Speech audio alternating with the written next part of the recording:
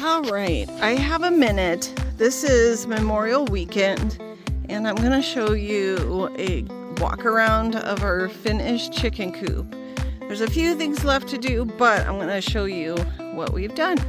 So as you can see here, this is an outside feeder. So this has got a ring on it. It also has a turn lock. So you have to take this off, turn this to open it. Then we just take a 25, 50-pound bag, fill that. This is a vent for the chickens to open it, which I can't do it with one hand, but that's a vent if it gets too hot. This is roofing from the old city house, our townhouse, came off of there. This is a window that we took from the cabin. We saved it. And we put it on the south side so that in the winter when the sun is like really low, like at the horizon, they get maximum sunlight. And right now it's the summer, well, the spring, or technically spring. So the sun comes up high, and so it actually acts as shade. So there's shade in there. We put hardware cloth all the way around.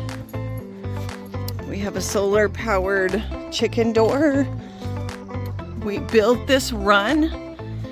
This is cedar fencing up here that we put up. So this is their run. So I'm going to show you the inside of the chicken coop. Hi, ladies. Hello. All right, so we have a latch in here. So this is their chicken door. So we put a big door here so we can empty out the inside. This is a piece of hogboard, I guess is what you can call it. It's like the first board that comes off a log when you mill it. All right, hold on, let me get the chicken door open. Okay, so this is the inside. So this board just comes off.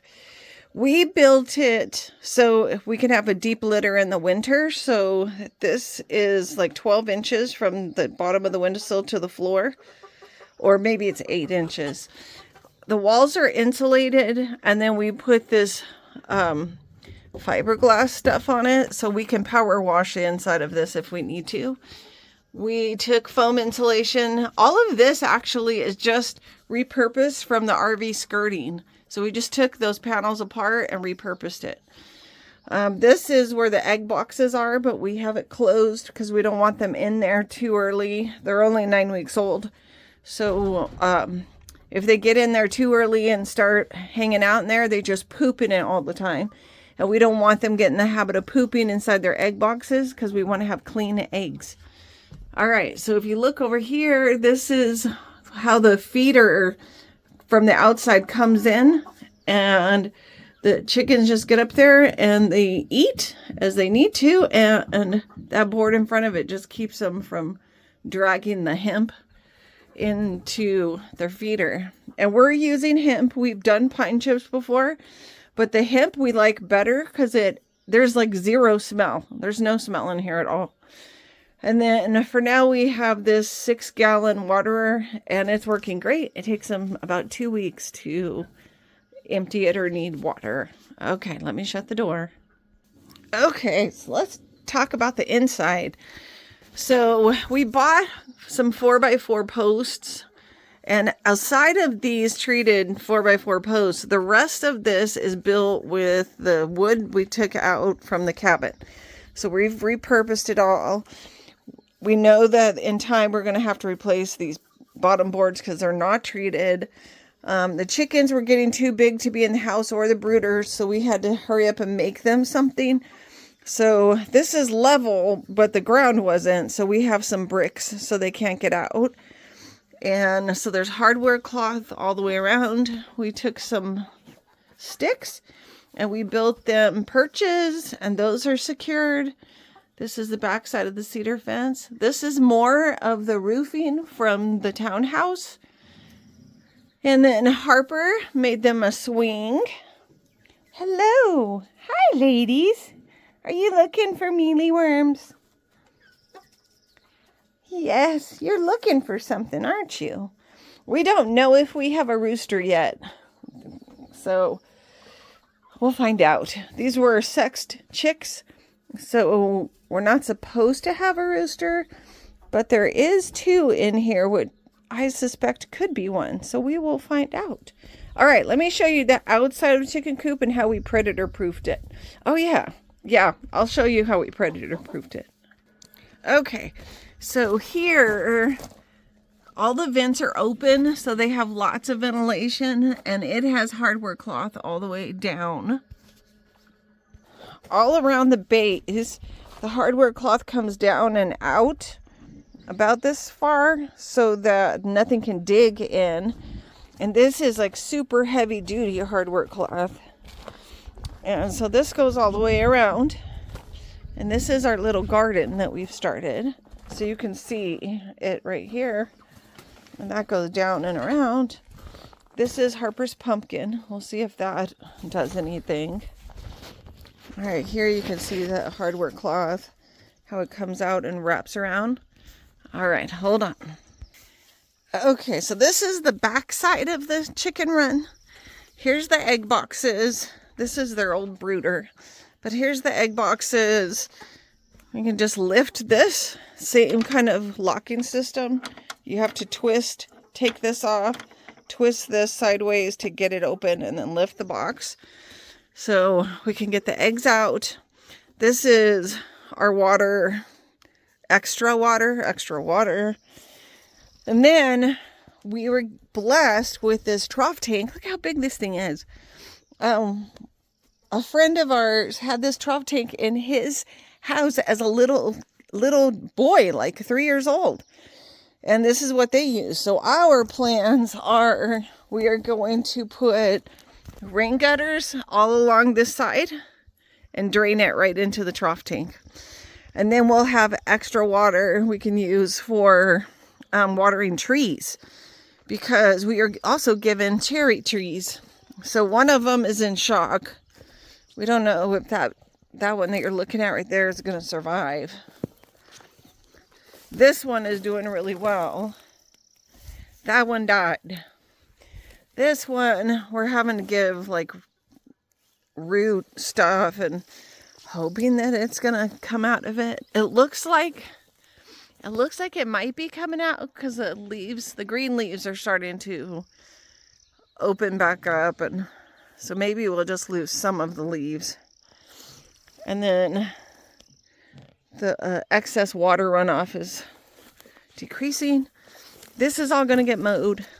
All right, let me show you what we're doing in our garden that we are in the process of making.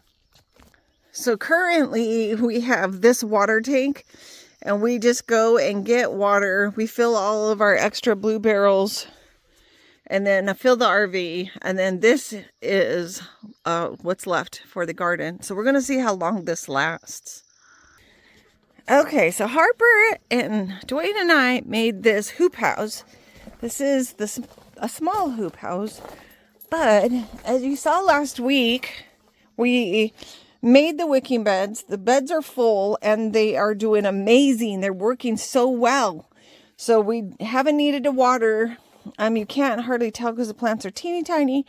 This is the box that is literally an experiment, because we started things in the house as seeds and they're super struggling and super tiny. Look, that's a broccoli and it's probably 2 inches tall. And then we have some celery. Look at that teeny tiny celery. So this is more of, we'll see if it grows. This one, we're hoping that the peas actually like take off. That one looks like it's doing okay. And I have peppers in here.